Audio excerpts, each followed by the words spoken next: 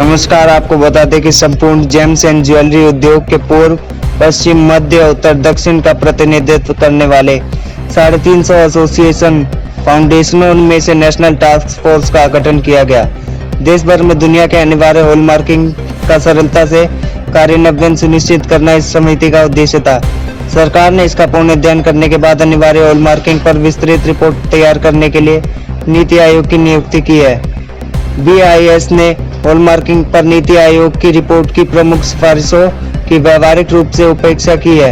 अब वह no return की बिंदु पर पहुंची है और उसे हर सिफारिश पर विचार करने के लिए अवश्य प्रयास करना चाहिए। श्री जैन ने आगे कहा कि यह दुर्भाग्यपूर्ण है कि ज्वेलर्स को ग्राहकों को बढ़िया प्रोडक्ट बेचने के लिए रजिस्ट्रेशन की जरूरत है, जो अकल्पनीय है। सहयोग न करने छोटे मामलों में रजिस्ट्रेशन रद्द किया जाना सिविल मामला है तथा सर्च और सीजर प्रोसीजर तथा सिविल अपराध के लिए क्रिमिनल पैनल प्रावधान से फिर से लाइसेंस राज की वापसी होगी और ज्वेलरी उद्योग में भ्रष्टाचार बढ़ेगा। आप देखिए संवाददाता की रिपोर्ट।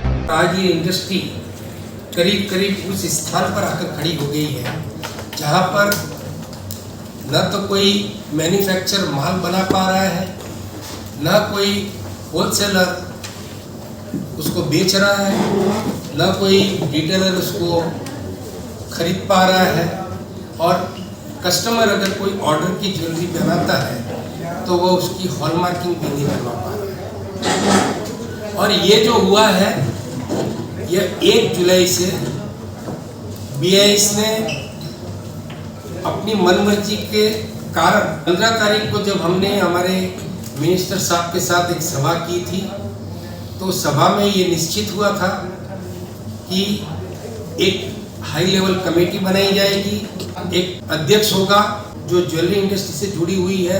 किसी भी संस्था को, चाहे वो BIS हो, ज्वेलर्स हो या हॉलमार्किंग सेंटर हो, उससे जुड़ा हुआ नहीं होगा और वहाँ पर उसमें विचार विमर्श होकर जो एक्ट में जहाँ पे प्रावधान को कुछ परिवर्तन करना है, जो एडमिनिस्ट्रेटिव तकलीफें हैं उनको दूर करना है। 2000 के साल से ये हॉलमार्किंग आ रही है, वो वॉलंटरी थी। जब वॉलंटरी थी तो उसके 4 मार्क उस ज्वेलरी पे लगाए जाते थे और ये 15 साल से ये सिस्टम वॉलंटरी बहुत अच्छी चल रही थी। करीब 35,000 ज्वेलर्स जो तकरीबन हिंदुस्तान का 60% धंधा करते हैं, उन्होंने बहुत अच्छी तरह से लागू किया था और कस्टमर्स की कोई शिकायतें वहाँ पर नहीं थी, ऐसा हमारे संज्ञान में आया है। अवश्य जो लोग हॉलमार्किंग नहीं कर रहे होंगे और उसमें भी कुछ कारण है, क्योंकि पहले की परंपरा में ज्वेलरी इंडस्ट्री के पास वो साधन नहीं थे कि ज्वेलरी चेक कर सके। पुराने ज़माने की जब ज्वेलरी बनती थी तो वो सोल्डर से सोल्डरिंग होती थी। पहले जो ज्वेलरी को टेस्ट किया जाता था वो कसौटी के पत्थर पर घिसकर उसके दूसरे जो ज्वेलर उसी तरह की ज्वेलरी को मिलाकर उसके कलर को देखकर सेट किया जाता था। आज जो XRF मशीनें थी वो पहले नहीं थी, तो जो पुराने ज्वेलर्स थे जिनका गाँव में या जहाँ पर ये सब नई टेक्नोलॉजी नहीं आई है, वहाँ पर BIS ने जो कुछ कंडक्ट करके एक तरह से उन ज्वेलरी को टेस्ट करके जहाँ पे जो कमजोरी दिखी है उसके हिसाब से इस इंडस्ट्री को जो ये पोर्ट्रे करने की कोशिश की गई कि ये इंडस्ट्री अच्छा माल नहीं दे रही है। परिस्थितियाँ भिन्न थी। आज जब ये इंडस्ट्री उसको पूरी तरह से सपोर्ट कर रही है, तब इन्होंने वो पुरानी मार्किंग सिस्टम जिस पे कोई शिकायत नहीं थी, जो कोई कस्टमर की कंप्लेन नहीं थी, ज्वेलर्स के ऊपर कोई कार्यवाही नहीं हुई, इन्होंने एक मनमानी ढंग से नई मार्किंग सिस्टम को शुरू कर दिया और जिसका नाम दिया इन्होंने HUID। डिसीजन करने ये बिजनेस को समझने के बाद किया हुआ है और उन्होंने बार-बार रिकमेंडेशन किया कि जिसमें लाइसेंस की जरूरत नहीं है, ये बाकी की जो हॉलमार्क सिस्टम कैसी होनी चाहिए ये पूरी दी है, UK का सिस्टम फॉलो करें। और इससे क्या हो गया, जो रोज का एक हॉलमार्क सेंटर 1,000 पीस का जो हॉलमार्क कर रहा था, आज 100 से 150 200 के ऊपर नहीं जा रहा है और पूरा मार्केट ठप हो गया। आज भारतवर्ष में हमारे यहाँ लोकलाइज यानी पर्सनल ऑर्डर्स दिए जाते हैं। Why they want a detailed stock, item wise and everything? Why they want a declaration everything?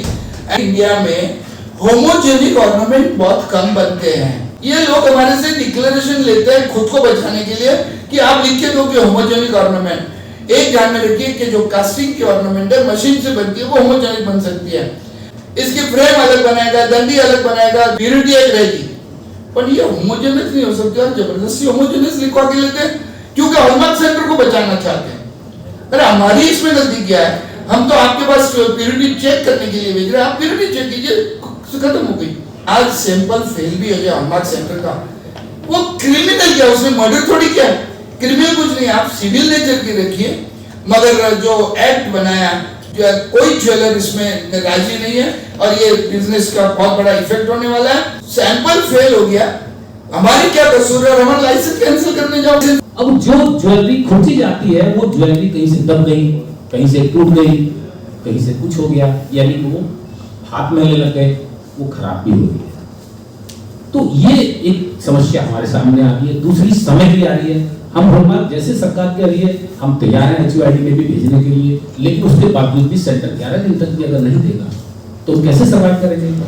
अभी ग्राहक टाइम टू टाइम मांगने आता है, क्योंकि पहले ये मैंडेटरी नहीं था, तो हमारे पास में हजारों टन जो ज्वेलरी रखी है उसको बनने में, उसको हॉलमार्क होने में कम से कम 6 साल, 5 साल लगेंगे, 4 साल लगेंगे, 3 साल लगेंगे, एक दिन में नहीं होगा।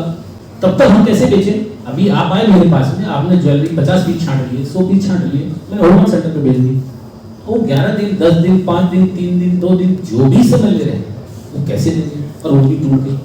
दूसरी परेशानी, जो छोटे छोटे ज्वेलर हैं वो कस्टमाइज बनाते हैं। बहन जी आई, उन्होंने कहा मेरी रिंग बना दीजिए, मेरी चूड़ी बना दीजिए। अब उनको एक पीस को हॉलमार्क नहीं कर सकते क्योंकि उनको तोड़ना है, वो 2 पीस बनाएगा जब एक टूटेगा, टाइम बढ़ रहा है, तो उसका इफेक्ट क्या होगा, कस्टमर पे जाएगा, कस्टमर को हम महंगी ज्वेलरी देंगे, क्योंकि 11 दिन में यदि मेरा हॉलमार्क होगा तो मैन्युफैक्चरर कैसे सर्वाइव करेगा। अभी मैंने ज्वेलरी बनाई, अभी इनको दी, अभी पेमेंट ली, मैंने दूसरी ज्वेलरी लगा दी, 11 दिन तक वो कारीगर क्या खाली बैठेगा, वो सारी चेन ब्रेक होगी। जो सिस्टम 15 साल तक सही थी, उसी सिस्टम से आप हॉलमार्किंग कीजिए। हम हॉलमार्किंग का सपोर्ट करते हैं, इस सिस्टम को मैंडेटरी है वो पूरे हिंदुस्तान में मैंडेटरी कीजिए, और आप उसमें ये रिस्ट्रिक्शन मत लगाइए कि जिस एरिया के अंदर अगर हॉलमार्किंग सेंटर नहीं है तो उस एरिया में हॉलमार्किंग बेचने की परमिशन दीजिए। आप एक सिविल प्रोसेस के कारण से किसी इंडस्ट्री का पूरा बिजनेस बंद कर देंगे, उसका लाइवलीहुड खत्म कर देंगे, उसके जो डिपेंडेंट है वो चले जाएंगे, तो ये पूरी तरह से इंस्पेक्टर राज लेके आएगा और उसके सबसे ज्यादा जो टारगेट होगा वो सॉफ्ट टारगेट, छोटे से छोटा रिटेलर होगा। पुराना सिस्टम क्या था, हॉलमार्किंग जब हम करने देते थे, XRF करते थे, उनको जो भी टेस्ट करना था, स्क्रबिंग करना था वो भी करते थे, और उसके हिसाब से उनकी प्योरिटी को चेक करके हॉलमार्किंग का स्टैंप लगा के वो ज्वेलर को वापस भेजते थे। वो पूरा का एक पूरा ट्रांजैक्शन था, और उस हर एक आइटम का 35 रुपये वो लोग चार्ज करते थे, और उस 35 रुपये में 3.5 रुपये BIS के पास जाता था। ये स्टैंडर्ड था। नई हॉलमार्किंग सिस्टम में जो प्योरिटी चेक करने का स्टैंडर्ड है वो वही है, XRF करेंगे और उसके ऊपर स्क्रीविंग करेंगे, और जो भी मेल्टिंग या कटिंग करना वो करेंगे और मार्किंग करेंगे, उसमें कोई चीज़ नहीं है।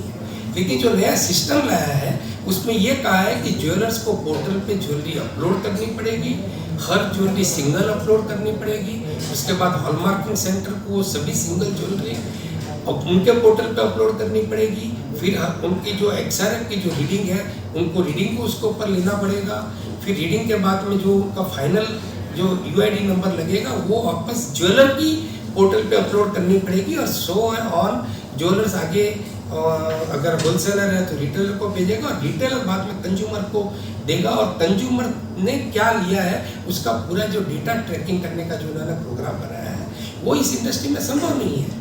और हम ये कहना चाहते हैं कि BIS जो है उसका पूरा का पूरा इंटेंशन प्योरिटी पे होना चाहिए। आप प्योरिटी, हम अगर आप 22 की जगह आप बोलते हैं नहीं ज्वेलर को 22.25 का सोना बनाना पड़ेगा, हम इसमें तैयार हैं, और हमने हमारी SOP में लिख के दिया है, हमने हमारी SOP में लिख के दिया कि आपने जो स्टैंडर्ड 916 बनाया है उसको आप बढ़ा के 918 कर दीजिए। आप अगर 995 का अगर कॉइन है उसकी प्योरिटी 997 कर दीजिए। पहले एक भी भेजा तो XRF से कर रहे हैं, अभी एक भेजा तो डैमेज कर रहे हैं। पहले ये लोग कैरेटोमीटर XRF पे करके भेज देते थे, क्योंकि हमारे से डिक्लेरेशन लेते थे कि ये 22 कैरेट है, वो देते थे 22 कैरेट की भेज देते थे। अभी भी डिक्लेरेशन लेते हैं, हम भेजते हैं, मगर अभी क्या कर रहे हैं, स्क्रैबिंग करेंगे या कट करेंगे। पहले का लॉट क्या था कि आपका मिनिमम लॉट साइज है 40 पीस, उन्होंने एक तरह से अंडरटेकिंग ले लिया कि जो ज्वेलर जो दागिना भेज रहा है वो होमोजीनियस है। अगर आपने अभी तक सनराइज समाचार को सब्सक्राइब नहीं किया है तो सनराइज समाचार को सब्सक्राइब कीजिए और बेल आइकन को भी दबा दीजिए ताकि आप हमारे आने वाली वीडियो का नोटिफिकेशन सबसे पहले पा सकें।